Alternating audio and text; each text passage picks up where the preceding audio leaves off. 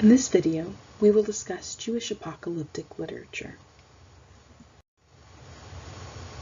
In the 21st century, we hear the word apocalypse, probably get a lot of images pop into our head. Maybe you think of the 4 horsemen of the apocalypse, or utter chaos and destruction of the world. Maybe it has to do with fire or destruction of the earth. It could have to do with some kind of heavenly being coming out of the clouds. Or maybe you even think of zombies. The word apocalypse literally means an unveiling or revealing, from the Greek apokalypsis. The book of Revelation is actually called the Apocalypse. So this word translates very literally to a revelation or a revealing. When we think of an apocalypse, we probably think of the end times. And this is true, but also isn't at the same time. When we think of the end times, we often think of the end of the world, or the end of the universe. But the end times can be better understood as the end of the world as we know it. In many cases, an apocalypse isn't necessarily the end of the world or the end of the universe, but the end of a kingdom, or the end of some kind of family or history. While apocalyptic literature may seem pretty unique to us in the 21st century, it was very common in the biblical period, both during the time of the Hebrew Bible as well as the New Testament. We'll talk about some of these different works later, but first let's focus on the purpose of apocalyptic literature. Now, one of the things that's probably falsely understood about apocalyptic literature is that it's about a prediction of the future. Now, just like the word prophecy, as we talked about in the video about prophets and prophecy, doesn't necessarily include a prediction of the future, apocalyptic literature does not either. While in some cases there may be a prediction of the future, or at least it being written this way, the focus of apocalyptic literature is not really on predicting the future. Occasionally, at least according to some scholars, the purpose of apocalyptic literature is to offer some kind of coded message. We'll see later how there are many themes and motifs that come up in various apocalyptic literatures, and these are probably ways to offer some kind of explanation of what's going on in the world, or a judgment of it, at the time that the authors were writing, but being able to code it in a way that it would not be dangerous for them to write about this. Living in 21st century America, think about writing to somebody and telling them about something that you think you might get punished for telling. But instead of using the literal words you might use Star Wars as an example, and use the Empire or the Rebel Alliance to explain what's going on. Using this, you might not face any severe danger or charges or personal social upset. And apocalyptic literature seems to be in some ways the same thing. When we get to the book of Revelation, it uses a lot of the imagery that we see in other apocalyptic texts, which is not unique to Revelation, but we see pop up various times. Beyond this, though, this main purpose of apocalyptic literature is to offer hope for the people to whom it's written. In the case of the text that we see in the Hebrew Bible, in the New Testament, and even non-canonical texts, the hope seems to be for the Israelites or the Christians that Yahweh is watching out for them. Just like it's nice when somebody does something wrong to you, whether it's running into your car and leaving without leaving their insurance information, or maybe stealing your last piece of gum. You want something to come of that. You want there to be some kind of revenge on that person. And apocalyptic literature offers the hope that there is that revenge, that Yahweh will take care of it. And it's often set as some kind of future judgment. Now, as I noted, we see a few themes that pop up across apocalyptic literature. There is often a focus on eschatology. Eschatology literally means the study of the last things, or sometimes study of the end times.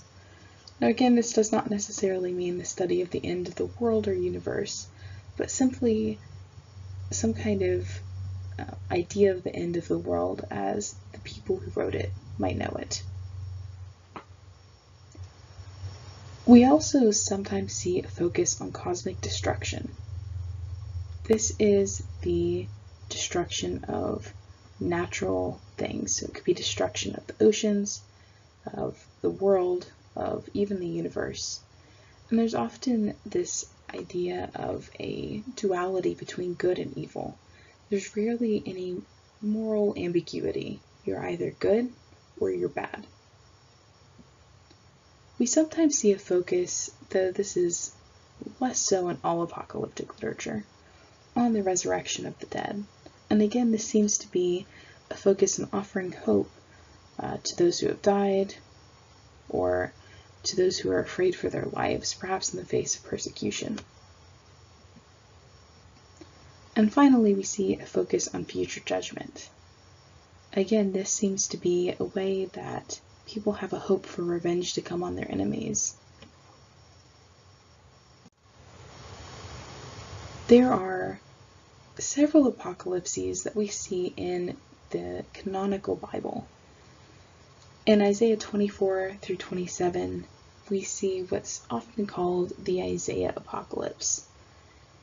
Now, the Isaiah Apocalypse, though it's part of 1st Isaiah, was probably written much later than the book of Isaiah, which was composed beginning around the 8th century BCE.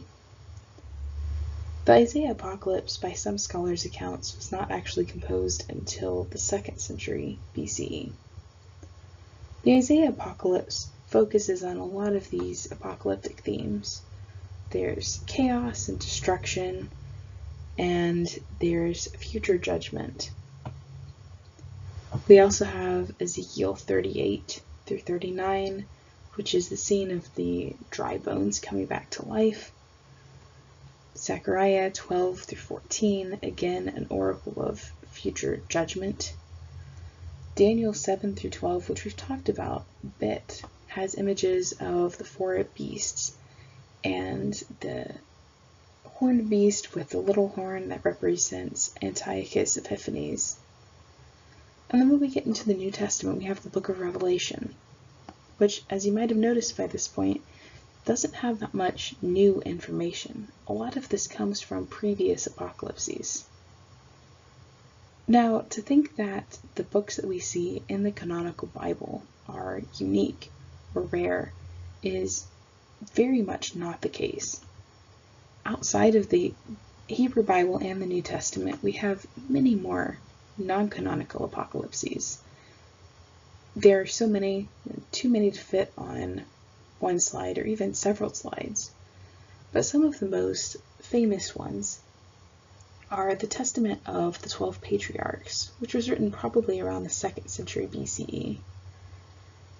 Now, the 12 Patriarchs are set up as the 12 sons of Jacob, and in the Testament of Levi, we see Levi looking forward to a righteous priest who's essentially going to fix the problems with the priesthood. We have the Assumption of Moses, which is written around the time of the birth of Jesus, from about 4 BCE to 7 CE, and it's set up as Moses telling secrets to Joshua when Joshua takes over leading the Israelites. First Enoch is one of the oddest and most popular texts that does include some apocalyptic works. One of the parts of it is called the Apocalypse of Weeks, and it's set up as there being 10 periods of history, 7 that have already happened, and 3 that will be to come. And in this we see this focus on a new heaven. essentially a restoration of something new and a focus on there being hope for the future. And this setup of there being periods of history becomes a theme that we see in a lot of apocalyptic literature as well. We also have the Sibylline Oracles, which is a text that's Jewish in origin, though it probably has some Christian additions later, and is very much like some of the things we see in the Book of Revelation. As I noted, there are many, many connections between the Book of Revelation and texts that we see in the Hebrew Bible and non-canonical apocalypses, and so on. The possibilities are endless for these connections. We have things like the Tree of Life, the Sea of Glass, this heavenly throne room, and so on. Some of the perhaps major connections that we see among these are the 4 living beasts that we see in Daniel and also see in Revelation and Ezekiel. We also see somebody who is like the Son of Man, and this could represent an angel, a Messiah, or something along those lines. We often see a focus on a new heaven or a new earth or some kind of either restoration of something or something new to come, something that offers hope for the people to whom the story is being told. We also see beasts even scarier than the 4 beasts that we see in Daniel. For example, we see the beast from the sea in Revelation, and we often see this sea imagery representing chaos. And we also see the idea of resurrection. This, of course, is not in all apocalyptic literature, but it does come up frequently. And there are many more things that can be found among these different texts. Now that we've reached the end of this video, you should be able to define apocalypse and explain the purpose of Jewish apocalyptic literature, identify common themes and motifs in Jewish apocalyptic literature, and describe various canonical and non-canonical Jewish apocalypses.